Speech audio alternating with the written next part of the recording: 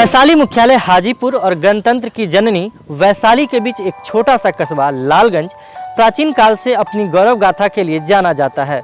इस छोटे से कस्बे की बड़ी गौरव गाथा पौराणिक कथाओं, धर्म ग्रंथों से लेकर ऐतिहासिक धरोहरों में देखने को मिलती है। जिस ऋषि के नाम पर इस नगर का नामकरण हुआ था, उस महर्षि श्रृंगी की तपोभूमि पर बना उनका स्मारक अब मिटने की कगार पर है। लालगंज नगर क्षेत्र के श्रृंगी नगर में प्रखंड कार्यालय भी है, जहां के नाका नंबर 2 के पास श्रृंगी ऋषि का स्मारक स्थल अब भी धूल फांक रहा है। बताया जाता है कि इन्हीं ऋषि के नाम पर इस क्षेत्र का नाम श्रृंगी नगर रखा गया था। श्रृंगी ऋषि की साधना की कहानी बताने से पहले आइए उनका संक्षिप्त परिचय कराते हैं।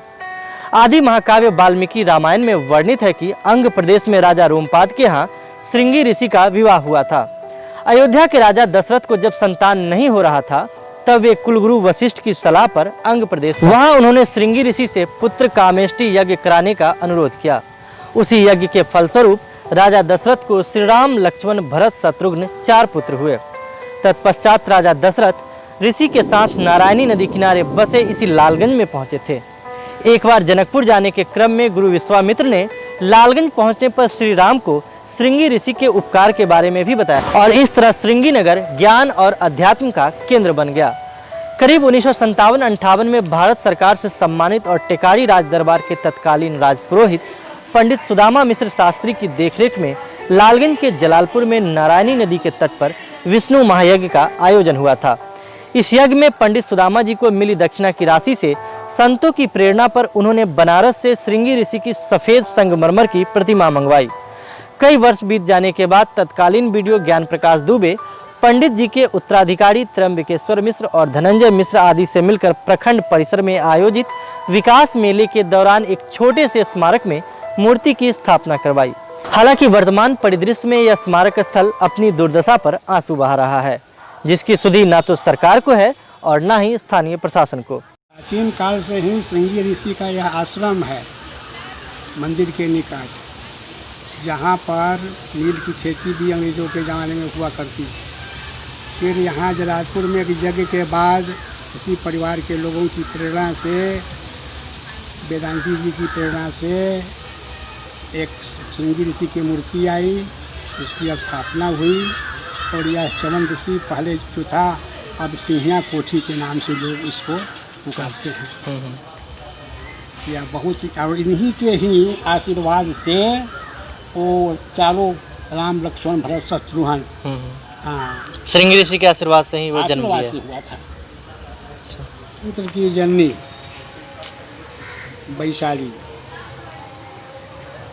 के समीप यह लालगंज नगर पालिका क्षेत्र में अवस्थित श्रृंगी ऋषि आश्रम, जहाँ जीर्ण शीर्ण अवस्था में जो मूर्ति स्थापित हुई है, उसके ऊपर विशेष रूप से सरकार को चाहिए कि भव्य मंदिर का निर्माण करे और यहाँ की जनता को पुरातन संस्कृति को अक्षुण्ण रखे। निसंतान चक्रवर्ती सम्राट महाराज दशरथ पुत्र की चाह में 3 विवाह किए, फिर भी वह निसंतान थे। अपने कुलगुरु महाराज महर्षि वशिष्ठ के परामर्श से अंग प्रदेश के राजा रोमपाद के यहाँ रहते हुए श्रृंगी ऋषि को बुलाने के लिए आए और श्रृंगी ऋषि को ले जाने के क्रम में इसी लालगंज की धरती पर नारायणी के पावन तट पर उन्होंने विश्राम किया। यज्ञ संपादित कराने के बाद महाराज दशरथ ने अत्यंत आदर के साथ श्रृंगी ऋषि को विदा किया और लौटने के बाद इसी मनोरम स्थल पर पुनः श्रृंगी ऋषि का आगमन हुआ। यहाँ पर बहुत दिनों तक रह करके उन्होंने साधना की। इस कारण यह पवित्र धरती त्रेता युग से लेकर करके आज तक। ये श्रृंगी ऋषि जो मूर्ति स्थापित है, क्या कुछ है, मतलब किनके द्वारा, कैसे है?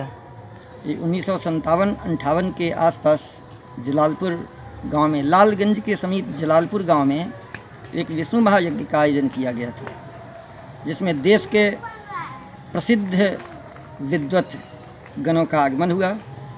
एक स्थानीय भारत सरकार से सम्मानित पंडित सुदामा मिश्र शास्त्री, जो यज्ञ में ब्रह्म पद को स्वीकार किया, और उन्हीं की प्रेरणा से अन्य विद्वान लोग आए थे। उन्हीं की दक्षिणा में जो दक्षिणा प्राप्त हुई, उन पैसों से श्रृंगी ऋषि का प्रतिमा खरीदा गया, लेकिन असमय उनका निधन हो गया और प्रतिमा दशकों तक मेरे घर पर पड़ा रहा। एक प्रखंड विकास पदाधिकारी ज्ञान प्रकाश दुबे, जो बहुत ही आध्यात्मिक प्रवृत्ति के थे, उन्होंने प्रखंड से सटे विकास मेला का आयोजन किया। लालगंज का प्रसिद्ध शिव मंदिर का जीर्णोद्धार कराया, और उन्होंने अब हमारे घर से उस मूर्ति को मंगवा करके प्रखंड कार्यालय के बगल में ही, जहाँ पर श्रृंगी ऋषि का समाधि स्थल है, वहाँ पर प्रतिष्ठापित किया। तब से बहुत दिनों तक वह मूर्ति रही, और आज वह स्थल जो है सो जीर्ण शीर्ण अवस्था को पहुँच गया है। बहुत सारे मंत्री संतरी लोग आते हैं, तरह तरह का आश्वासन भी देते हैं, लेकिन हम लोगों को यह भय सदैव सताता रहता है कि जैसे आए दिन कहीं न कहीं किसी न किसी मंदिर से मूर्तियाँ गायब होती है, इसको भी कोई चुरा करके ले जाए, प्रशासन झक मारता रह जाएगा। इस पर बहुत ही शीघ्रातिशीघ्र इस पर उचित कार्रवाई होनी चाहिए। मंदिर का जीर्णोद्धार कराया जाना चाहिए, और उसकी सुरक्षा, मूर्ति प्रतिमा की सुरक्षा की भी व्यवस्था की जानी चाहिए। श्रृंगी ऋषि के स्मारक से कुछ दूरी पर अंग्रेजों की कोठी भी थी, जो करीब 1605 में सिंगिया इंडिगो फैक्ट्री के नाम से जाना जाने लगा। इस कोठी में कई अंग्रेज अधिकारी का कब्र भी बना था, जो अब ध्वस्त हो चुका है। इस परिसर में अंग्रेजों ने अपने घोड़ों के लिए एक अस्तबल भी बनवाया था। बताया जाता है कि आसपास के इन खेतों में अंग्रेज अधिकारी जबरदस्ती यहाँ के लोगों से नील की खेती करवाते थे। यह लालगंज इलाके का सबसे बड़ा कुआं है। उस वक्त इस कुएं से नील की खेती के दौरान सिंचाई की जाती थी। अब यहाँ सब्जियों की खेती होती है। सिंगिया कोठी के नाम से प्रसिद्ध यह भवन बाद में मरम्मत कर गंडक परियोजना के हवाले कर दिया गया। जी, क्या है ये सिंगिया कोठी के बारे में क्या कुछ कहा जाता है?